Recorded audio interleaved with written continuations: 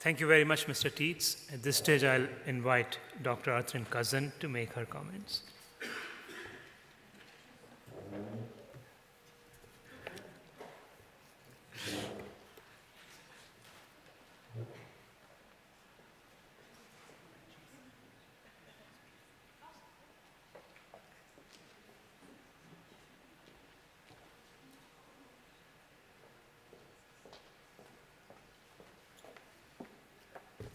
We're all such students of habit. When we look at the program and we see our names, and when you call us out of order, it surprises us. Good morning, everyone.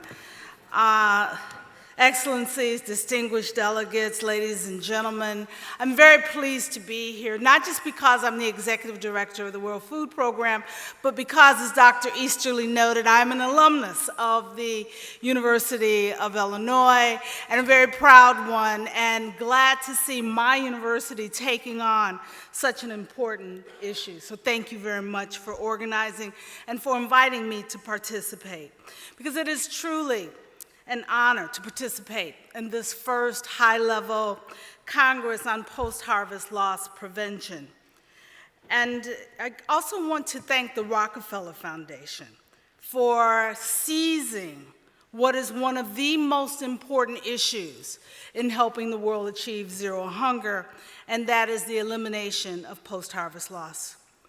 Together, all of you, your work brings the necessary attention that the world needs today to not only raise awareness about the problem of post-harvest loss, but to share knowledge and to create a global coalition for the prevention of post-harvest losses. FAO in 2011 conservatively estimated in sub-Saharan Africa alone an annual post-harvest loss of 30% of all agricultural production. You've heard that number several times this morning already. But let me tell you one other fact about that number. That number, that 30% that is lost, is more than the total food aid and food assistance distributed each year across that same community. In other words, achieving zero hunger is directly related to our ability to sustainably eliminate post-harvest losses. We know preventing post-harvest losses would immediately impact a significant portion of the 80 million people we serve worldwide, the vast majority of whom are either smallholder farmers or people who depend upon the production of smallholder farmers. Reducing post-harvest losses would also create more resilience among the world's most poor and vulnerable population, giving them more to save, more ability to save, more ability to sell more, and ultimately more opportunities to provide for the needs of their families. Ladies and gentlemen, just over 1 week ago, the entire global community in record time at the United Nations unanimously agreed to adopt and endorse the 2013 Sustainability Agenda. This agenda, ambitious agenda I must say, sets forth 17 goals with an overarching objective of achieving peace and prosperity for all. Zero hunger is the ambitious yet achievable goal. Goal 2, the commitment to end undernourishment in all its forms by 2030. But also crucially, Goal 12, the global commitment for sustainable consumption and production, and specifically the target to have the per capita global food waste by 2030. We can do it. These goals are achievable. We must, however, recognize that this is not the first time the world has committed to prevent food loss. Over 40 years ago, in 1974, the World Food Conference called for 50% reduction in post-harvest loss by 1985. That commitment went unfulfilled. Unfortunately, worldwide success preventing post-harvest loss has been limited and at a great cost to the world's most vulnerable farmers. For grain farmers in sub-Saharan Africa alone, food loss results in more than $4 billion of potential revenue each year. Just take a moment to imagine the annual impact of these grains would have on food availability or household incomes. Without question, the impact would be enormous, helping families meet their food needs, invest in their farms, pay for school fees, support opportunity. Yes, without question. Reducing food loss for vulnerable farmers throughout the world is critical and an important pathway to not only avail food and to improve nutrition, but also to alleviate poverty. Ladies and gentlemen, for our efforts to be successful going forward, we must capitalize on the increasing momentum for action by developing policies and action plans capable of overcoming obstacles and delivering on our promises. In doing this, we must recognize current knowledge deficits and our imprecise understanding of the particular points in local value chains where losses occur post-harvest, as well as giving much greater priority to understanding the social and economic factors behind food losses. Policies at global level, but implementation that supports local needs and requirements. In some cases, where losses occur in highly segmented markets in remote areas, improved transportation and road infrastructure is a key part of the answer.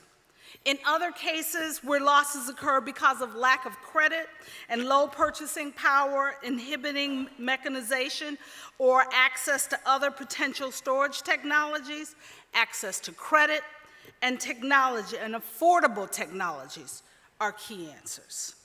Of course, there is no single blueprint, there is no single answer. Losses occur from farm to fork for different reasons and different contexts.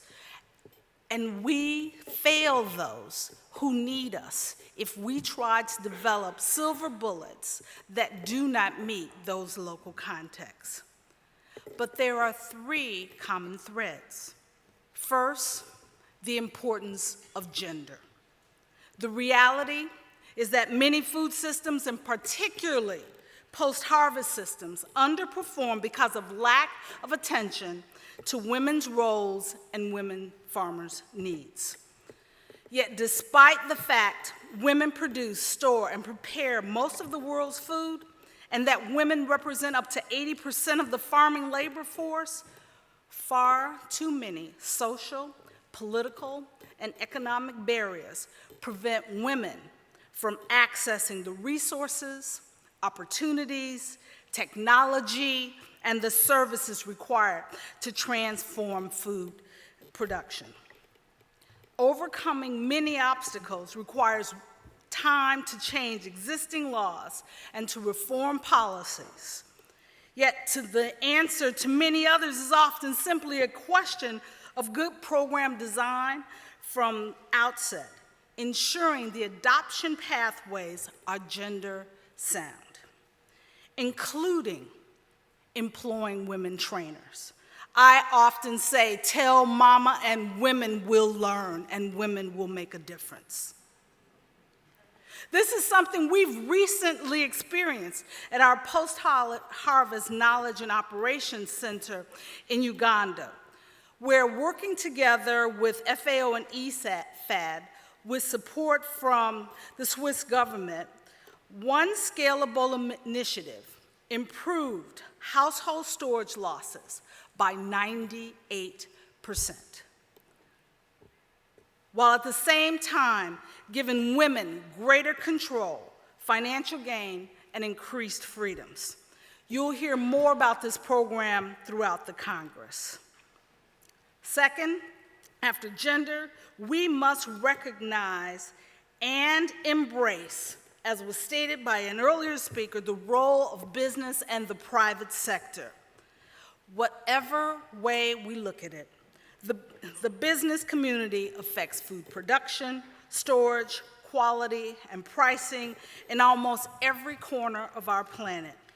We cannot durably address the challenges of post-harvest losses without ensuring smallholder access to reliable, foreseeable markets.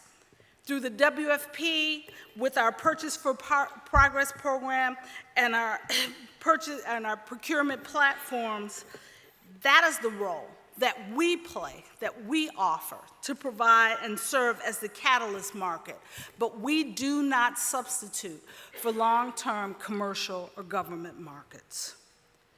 Going forward, deeper engagement between the public and private sector must be on the top of the agenda, because in most food markets, business plays a crucial role in providing opportunities for scaling up innovations and making technologies available, while also serving as reliable market partners.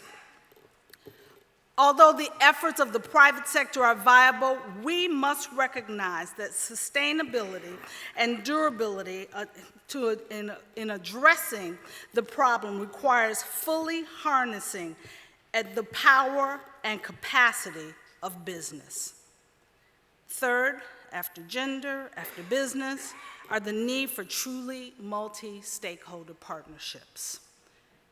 Recognizing the enormity of the ambition, but achievable task to have post-harvest losses in just 15 years demands that we go far beyond our current way of doing business, because no single individual, government, enterprise, or agency can solve the problem alone.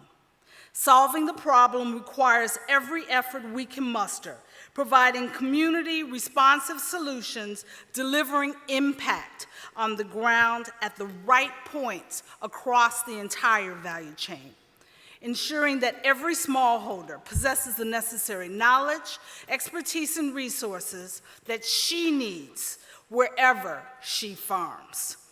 This is the only way to achieve the profound and rapid transformation we seek.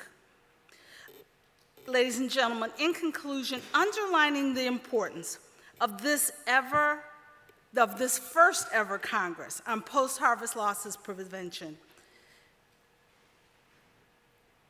we underline it by saying, now is the time for all of us to come together, to share our expertise, to learn lessons from the past and integrate our efforts, and to build a strong coalition which not only elevates the issue, but begins the important task of addressing immediate needs at country, community, and household levels.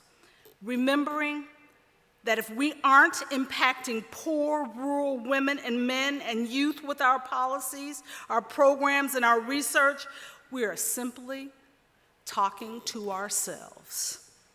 Because success will ultimately come from the hands of farmers in homesteads far from Rome or London or even Chicago, who will play the catalytic role not only of preventing losses, but in achieving a zero hunger world. Thank you all very much.